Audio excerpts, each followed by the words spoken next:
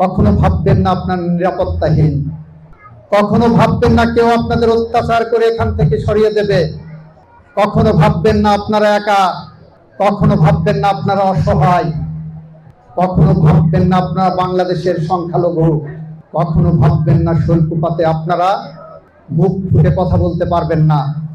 সব সময় মনে রাখবেন, এই শৈলকুপায় আপনাদের পাশে বিদ্যুৎ দা আছে, সাধন দা আছে, আর একজন দাদা ভাই যা বলেন না কেন আসাদুজ্জামান আছেন আপনাদের সাথে।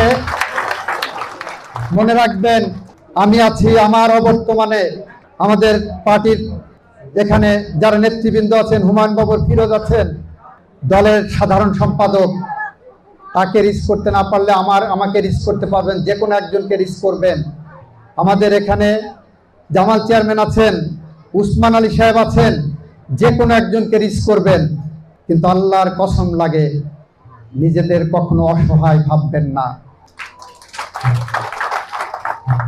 কারণ যারা আপনার দিকে আপনার নিরাপত্তাহীনতার কারণ হবে, আমরা রাষ্ট্রীয়ভাবে সিদ্ধান্ত নিয়েছি তার জায়গা হবে কারাগার। যে আপনার নিরাপত্তা, আপনার সম্পদ দখল করতে চাইবে, তার জায়গা কিন্তু আপনার সাথে এক জায়গা হবে না, সেটা আমরা নিশ্চিত করব।